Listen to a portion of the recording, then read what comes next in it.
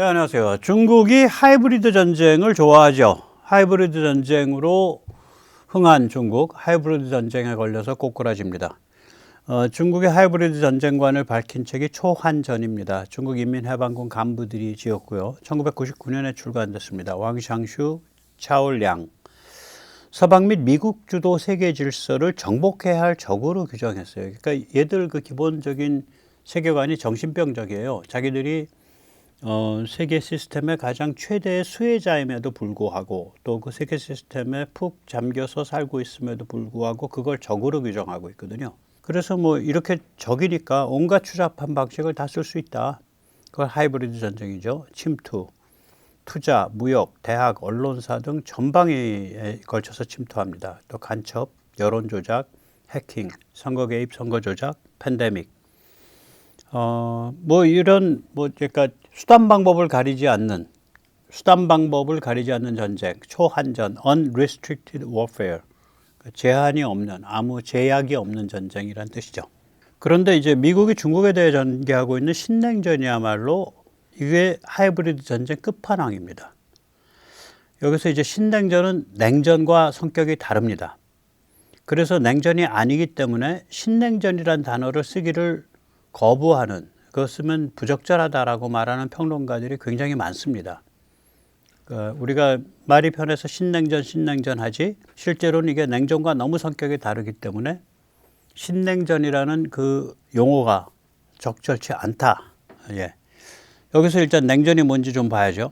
냉전의 상징적 스타팅 포인트는 1946년 2월 조지 캐넌 미 국무부 요원이 그러니까 모스크바에서 근무하던 요원이 모스크바 미 대사관에서 워싱턴 국무부로 보낸 롱 텔레그램입니다. 그래서 이 미국의 기류가 바뀌기 시작했다라고 이제 감지한 오남 이승만이 1946년 6월에 단정 수립을 주장하죠. 이게 이제 냉전 구도 속에서 될 수 있는 일이거든요. 냉전의 본질은 뭐냐면 담을 쌓고 따로 산다는 겁니다. 가두기입니다. 그래서 컨테인먼트라 그럽니다. 냉전의 특징은 첫째는 글로벌 차원의 첨예한 군사 대립입니다. 미소 간에 엄청난 군사 대립이 있었죠. 냉전의 특징 두 번째는 경제권 단절입니다. 여기서 이제 빨간색은 이제 소련이 주도하는 사회주의 경제권입니다. 코메콘이라고 불립니다. 그리고 여기서 청색은 미국과 서방이 주도하는 자유세계 경제권입니다. 가트, 관세 및 무역에 관한 일반 협정 체제, 그 경제권입니다. 회색은 뭐냐면 양쪽 다 거래하는 나라인데 양쪽 다 거래하는 나라치고 좀 그럴듯한 나라는 스웨덴과 핀란드밖에 없었습니다. 중국은 중소 분쟁 이후 이 제3세계, 양쪽 다 거래하는 세계로 합류를 하게 되죠. 보시다시피 이제 이 제1세계가 이제 그 미국과 서방이 주도하는 청색이고요. 제2세계가 소련이 주도하는 빨간색입니다. 제3세계가 회색입니다. 그러면 지금 진행되고 있는 걸 우리가 신냉전이라고 부를 수 있냐? 경제적 단절도 없고 군사 대립도 없잖아요. 전 세계에 걸친 군사 대립은 없다고요. 한반도, 대만 해협, 남중국해에서 첨예하게 대립이 있지만 실제로 우리가 옛날에 타임머신을 타고 미소 간의 오리지널 냉전과 비교를 하면 아무것도 아니에요. 또한 경제권 단절이 없죠. 서방, 미국 및 세계 경제가 중국 경제와 깊게 엮여 있습니다. 그래서 이거를 냉전이라고 부를 수 있냐, 신냉전이란 말이 안 맞는다, 이런 주장이 나오는 거예요. 여기서 잠시 세뇌탈출 자유동네 부상 말씀 올리겠습니다. 아시다시피 세뇌탈출은 광고가 잘 붙지 않습니다. 붙더라도 천천히 붙는 경향이 있습니다. 도와주시면 보다 좋은 컨텐츠로 찾아뵙는데 커다란 힘이 되겠습니다. 감사합니다. 이 체제 경쟁이라는 측면에서 그러나 이 냉전과 신냉전이 동질적입니다. 이 미국과 서방이 중국을 부를 때요, Systemic Rival이라고 부릅니다. 이건 체제 경쟁자란 뜻이죠. 그 다음에 중국이 바짝 뒤를 쫓고 있는 위협 국가다, Facing Threat다, 이렇게 부릅니다. 그리고 또한 미국은 중국을 부를 때 미국 서방 주도 세계 질서에 도전할 수 있는 잠재력을 가진 유일한 국가다. 이미 러시아는 그 급에 안 들어가고요. 중국이 그나마 그 잠재력을 갖고 있다, 이렇게 불러요. 길을 들여야 된다, 이 소리죠. 신냉전은 그러니까 이 기본적으로 체제 경쟁이라는 측면에서 냉전과 같기 때문에 저는 신냉전이라는 단어를 씁니다. 이거는 기본적으로 신냉전은 하이브리드입니다.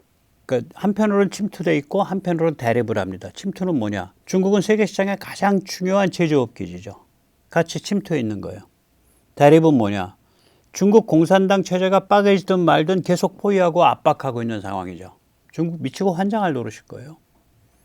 그러니까 미국의 입장은 우리는 너희 체제 변경을 목표로 하지 않아. 우리는 우리가 필요한 일, 우리가 옳다고 생각하는 일, 우리가 구상하는 세계 질서를 밀고 나가는데 거기에 니들이 맞춰서 개혁을 해서 적응을 하든 혹은 뭐 적응 못하고서 빠개지든 그건 니들 비즈니스야. 이런 관점이거든요. 살벌한 거죠. 침투와 대립이 두 얼굴이에요. 하이브리드죠. 또 타협과 대결, 이것도 마찬가지입니다. 두 얼굴입니다. 타협은 뭐냐? 일정 분야에서 계속 먹고 살 수 있도록 안배를 해요. 중국 계속해서 수출되고 있고 좀 꺾이긴 했지만 또 무역 극자 계속해서 늘어가고 있죠. 작년에 엄청 늘었죠. 거의 1조 달러 육박하죠. 대결은 뭐냐? 첨단이나 이런 분야에 제한을 두고 투자에 제한을 두고 기술 유출 이런 거에 제한을 두고 시설 장비에 제한을 두니까 결국 중국이 일정 분야로 제한돼 있죠. 그래서 중국이 저렇게 갇혀 있으면 반도체도 뭐 발전할 것이다. 그런데 발전할 수가 없죠. 시장이 없고 전 세계적 기술 협력이 없는데 어떻게 중국 반도체가 서방과 대결을 합니까? 불가능해요. 결국은 저렇게 이제 대결이 돼 있고 갇혀져 있으면은 그 제한이 주어지기 때문에 시들어갈 수밖에 없다고요. 그 분야가. 그런데 그 첨단이 시들어가면 경제 전체가 맥이 빠져요. 기업이 그렇잖아요. 성장 못하면 현상 유지냐? 아니에요. 성장 못하면 바로 침체입니다. 그런 거죠. 첨단으로 못 나가면, 새 먹거리 못 개발하면 바로 침체예요. 그 다음에 이제 또 다른 측면에서 이걸 보면 계속 양면적이라는 거예요. 그러니까 하이브리드란 소리죠. 교역과 군사 압박이죠. 중국은 계속 가장 중요한 제조업 기지로 작동하고 있는데 중국에 대한 군사 압박은 무지막지하죠. 우주, 저게 이제 골든돔, 그러니까 감시 정찰, 이 탄도까지 3차원으로 딱 그 계산해내는 벌떼 감시정찰 위성망, 그 다음에 통신을 보장하는 벌떼 통신 위성망, 그 다음에 위성에서 요격 미사일을 쏘는 우주의 군사화, 이거가 핵심이잖아요. 지금 그 골든돔 발표에. 살벌한 거죠. 공군 요번에 F-47 신형기 나오고 그것과 함께 B-21 스텔스 폭격기가 최소 100대 최대 200대입니다. 이번 이란 때린 게 B2인데 B2 19대밖에 안 갖고 있어요. B2보다 체급 자체가 사이즈가 한 2분의 1로 축소됐지만 훨씬 더 지능적인, 이건 이미 스텔스 폭격기가 아니에요. 정찰, 통신 허브, 뭐 모든 열을 다 합니다. 걔가. 그거 최소 100대, 그 다음에 뭐 200대까지도 올라갈 수 있다는 거 아니에요. B-21. 그 다음에 또 공군에서는 CCA라 그러죠. 그러니까 콜라보레이티브, 콜라보 전투 드론, 컴뱃 에어크래프트. 이게 이제 무인이죠. 예. 그게 대량으로 찍어내겠다는 거 아닙니까? 해군 마찬가지죠. 한국이랑 손잡고 전함 늘리고 MRO 하고, 근데 한국에 이재명이 헤매니까 어디랑 손잡을지, 또 한국이랑 어느 정도 깊이까지 손잡을지 좀 두고 봐야겠죠. 뿐만 아니라 컬럼비아급 새로운 전략 핵 잠수함 지금 개발하고 있고요. 뭐 무시무시합니다. 해병도 마찬가지고요. 해병도 육상 발사하는 그 육상 발사 미사일들을 많이 늘려가고 있죠. 토마호크 육상 발사 미사일 뭐 이런 것들. 그 다음에 그 하이마스 같은 것도 해병에서 많이 쓰는데, 미국에서는 하이마스도 해병에서 그 500km 이상 가는 그런 탄도미사일로 지금 갖춰가고 있죠. 육군도 말할 것도 없고요. 사이버도 말할 것도 없고요. 즉 모든 측면에 걸쳐서 무지막지한 압박을 가하고 있는데, 여기서 끝나는 게 아니라 유럽이 GDP의 5%를 사용하기로 결정을 했단 말이에요. 이거는 겉으로 보면 러시아를 겨냥한 것 같지만, 유럽이 저 정도로 러시아를 정면 겨냥을 하면 러시아가 중국의 식민지로 가는 길을 못 갑니다. 겁이 나서. 중국의 식민지로 간다는 얘기는 중국이랑 깐부를 먹고 앞장서서 행동대장을 한다는 뜻인데 못 가죠. 그리고 그러한 유럽의 군사력은 중국에 대한 간접적 압박이 되죠. 어마무시한 압박이 되죠. 그래서 이게 교역과 군사 압박이 두 개의 얼굴이 같이 진행되는 거예요. 또 시장과 차단. 세계 시장 속에서 중국이 작동을 하고 있죠. 어느 정도 작동을 하고 있냐? 중국의 에너지 거의 70~80% 이상이 세계 시장에서 구하죠.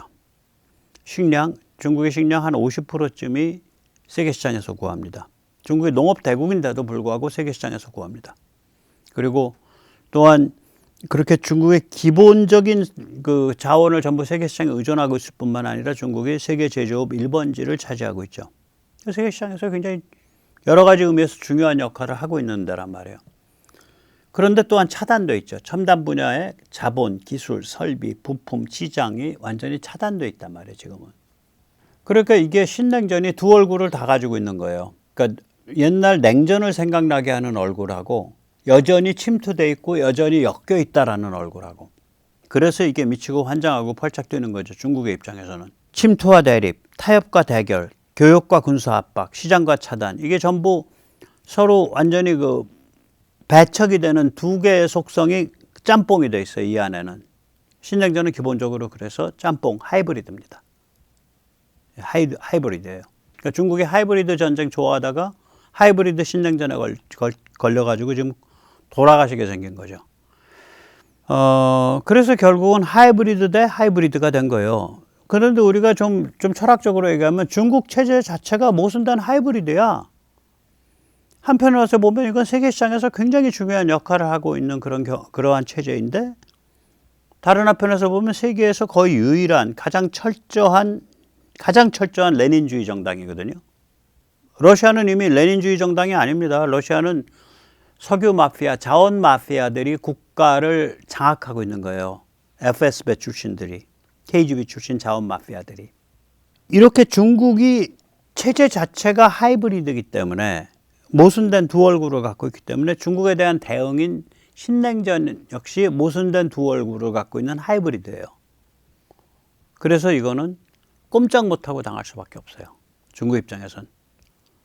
왜냐하면 세계 시장 떠나서는 살 수가 없잖아. 간단하게 에너지와 식량조차도 세계 시장에 절대적으로 의존하고 있는데. 그런데 세계 시장을 못 벗어나요. 그러니까 오리지널 냉전 스타일로 중국에 못 간다고. 그런 상태에서 너 도망도 못 갈 놈아니야, 딱 가둬놓고서 계속 멍을 들여가는 방식이죠. 예, 그래서 뭐 리짜이밍 더블당이 아무리 중국에 줄 서고 싶어 해도 그 썩은 생선같이 돼가서 줄 서면 쓸수록 아마 개피를 볼 겁니다. 예, 오늘 여기까지 모시겠습니다. 감사합니다.